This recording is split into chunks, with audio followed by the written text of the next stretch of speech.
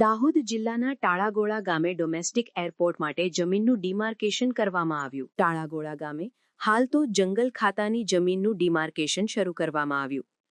જમીનનું ડિમાર્કેશન શરૂ કરાતા ગ્રામજનોમાં અસમંજસ જોવા મળ્યો। ડોમેસ્ટિક એરપોર્ટ માટે હાલ 112 હેક્ટર જંગલ ખાતાની જગ્યા અને સરકારી પડતર 28 હેક્ટર જગ્યાનું ડિમાર્કેશન શરૂ કરવામાં આવ્યું।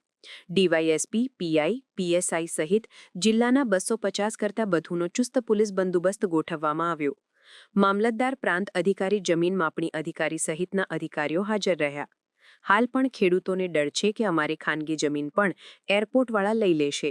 આજરોજ ઝાલોદ ડિવિઝનના ચાકલિયા પોલીસ સ્ટેશન ખાતે આવેલ ટાળાગોળા ગામ અને શારદા ગામ ખાતે જે ડોમેસ્ટિક એરપોર્ટ બનનાર છે, ડોમેસ્ટિક એરપોર્ટનો જે સર્વે કરવામાં આવનાર છે, કઈ જગ્યાએ બનનાર છે, એના અનુસંધાને ફોરેસ્ટ વિભાગના અધિકારીઓ, પ્રાંત અધિકારીઓ, ગુજસેલ અમદાવાદ તરફથી આવેલા અધિકારીઓ તેમજ અન્ય વિભાગના જે સંકલન અધિકારીઓ સાથે રાખી અને આ સર્વે કરવામાં આવનાર છે। અને જેમાં પોલીસ વિભાગ તરફથી એક ડીવાયએસપી, 6 પીઆઈ, 8 જેટલા સબ ઇન્સ્પેક્ટર તેમજ 110 જેટલા પોલીસ કર્મચારીઓ હાલમાં હાજર છે અને હાલ શાંતિપૂર્વક માહોલમાં સર્વેની કામગીરી ચાલુમાં છે।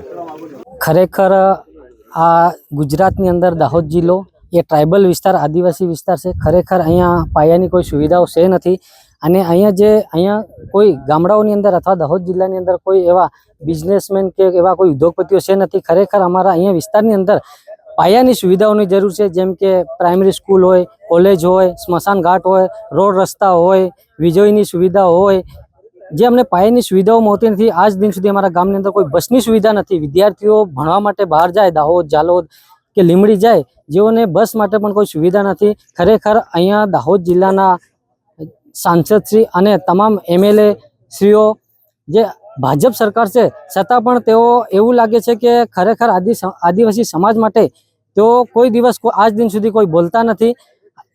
અમારા ઝાલોદના ધારાસભ્ય શ્રી મહેશભાઈ ભુરિયા સાહેબ અમારી પડખે આવ્યા હતા, પણ એના સિવાય કોઈ ધારાસભ્ય અમારી પડખે આવ્યા નથી। ખરેખર આપણા દાહોદ જિલ્લાના નેતાઓ ગમે એટલા આદિવાસી સમાજને નુકસાન થાય કે અત્યાચાર થાય, છતાં પણ કોઈ બોલવા તૈયાર નથી। જો આવતા સમયની અંદર આ એરપોર્ટ પ્રોજેક્ટ રદ કરવામાં ના આવે અથવા તો અન્ય જગ્યાએ તબદીલ કરવામાં ના આવશે તો અમે સૌ આદિવાસી સમાજને આમંત્રણ કરીશું। અમે કોઈ પક્ષપાત કરવાના નથી। આમ આદમી પાર્ટી હોય કે કોંગ્રેસ હોય કે ભાજપ હોય, તમામ નેતાઓને અમે મોટું સંમેલન અહીંયા રાખવાના છે અને એનો એરપોર્ટનો સખત વિરોધ નોંધાવવાના છે। ભલે અત્યારે આ બળજબરીપૂર્વક સર્વે કરી રહ્યા છે, એનો અમારો સખત વિરોધ છે। અમને પાયાની સુવિધાઓ આપવા અને અમે ઉગ્ર આંદોલન કરીશું અને આવનારી સીટોનો અમે વિરોધ કરીશું।